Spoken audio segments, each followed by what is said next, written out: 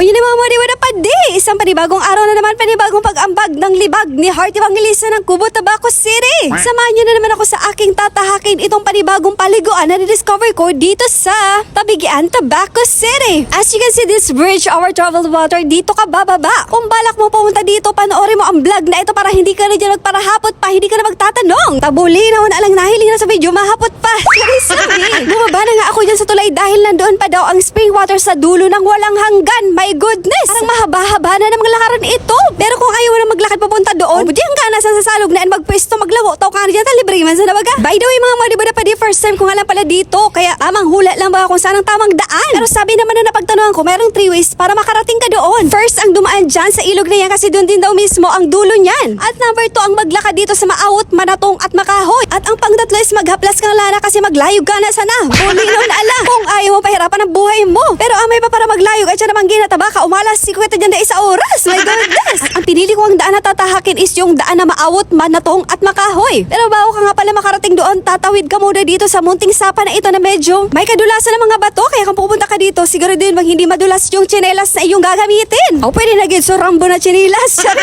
At sa mga oras ngayon, dahan-dahan baga. As in, luwi-luwi talaga akong minalakuta pa siguro baya. Makasawag mo na magurasamod kita tigdeyo. O ano daw, may tabagwang dyan sa salugnan. Ade, kaso nga hindi naman yun ang tuyo ka maghanap ng tabagwang. Kaya nagpatuloy na ako sa paglalakad. At nandito na nga tayo sa Manatong na part. Natong in Bicol means makatika. Charis, it means gabi hindi araw. At nakaka-amaze naman talaga ang mga gabi na ito kasi mahaba at malalaki. Siguro may nagtanim talaga nito. Kasi nasa isang part lang sila ng ilog. At hindi lang basta-basta tumubo lang. Correct me if I'm mali. At kung sino man po ang nagtanim nito, buot mong maaraman. For your information na wala akong kinuha dyan. Wala akong ginabot dyan ha. Pero natapo magatol kang ginulay na. Charis lang habang naglalakad nga ako dyan in my realization na mas swerte talaga tayo mga taga-probinsya. Nakaka-proud. Na kahit nasa probinsya lang tayo, pasagana tayo sa pananim. Kailangan lang ng sipag at syaga at hindi ka magugutom. Tulad lang nitong gabi na tumutubo lang siya sa ilog. Makakapag-ulam ka na pero piliin mo naman yung gabi na hindi makate. Kaya mga madiboda pa di piliin mo dyan sa bako magatol na may pili na naghahanap ang iba. Charis sabi, after na dumaan ka doon sa Manatong na part na yun, kumanan ka at wag na wag kang kakaliwa. Iba man ka na madudumanan mo kung makaliwa. Pero based on my experience, much better na sa ilog ka dumaan para tanaw mo yung kubo ng resort. Pero sa lawas ko inyo, mas pinili ko na mag-agalig sa Maawot. Baka baga ang maghaharalas ako duman. Tangayin pa ako ng ilog. My goodness. At yan na nga po yung kubo na sinasabi ko. At hindi pa dyan natatapos ang kalbaryo mo sa buhay dahil kailangan mo pang tumuwi dito sa tulay na ito. Bulinaw na alang sa iyong maling hakbang.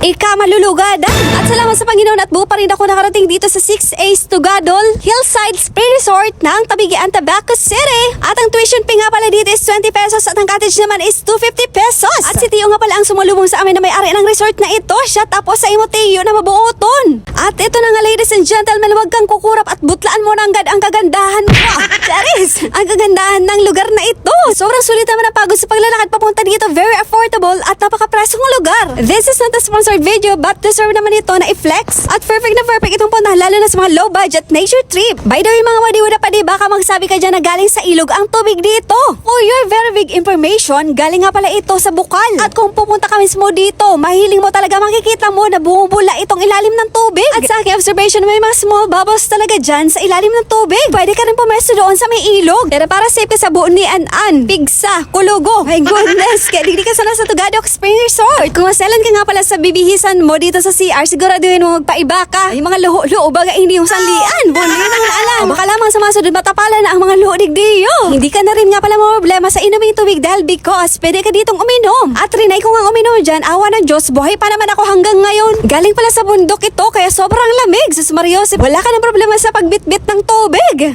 So galing po siya dyan sa bundok. So fresh na fresh talaga mga kadibuda pa. Pero ang mainom haggard. Huli naman na lang. Mayan tabi ako mga kadibuda pa. Pero kung masalan ka nga pala na diit-diit sa na maigit, aw magbalon ka na sa nakitubig. Talagang pwede di magayon ka. Sana all. Pero dati na kita magayon. O palas ko siya tabi mga kadibuda pa. Gariman sa na haling yelo. Haling yelo, haling rep. At ituturo ko naman sa iyo sa part na ito kung hindi ka marunong lumangoy, perfect ito sa iyo. Ako di ka talaga tatawag maglangoy, magbalon ka na sa nakitabo. At dyan nga po sa part na yan, sobrang lamig dyan ng tubig. Kasi katabi niya lang yung bundok na kung saan galing yung source ng water. At sobrang linaw naman talaga ng tubig. Ito di nga, dyan na din.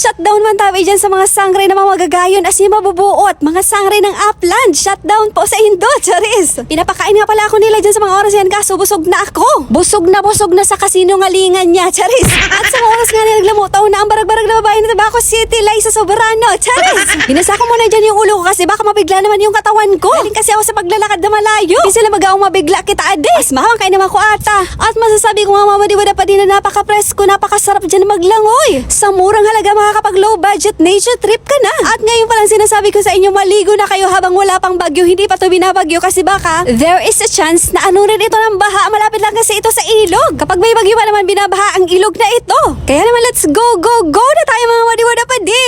Dito nga pala yan sa Tugadok Hillside Spring Resort ng Tabigaan, Tabaco City. At dito na nga natatapos ang vlog na ito. Maraming salamat sa panonood. Sa muli, abangan naman ang panibagong pag-ambag ng libag ni Hearty Evangelista ng Kubo, Tabaco City.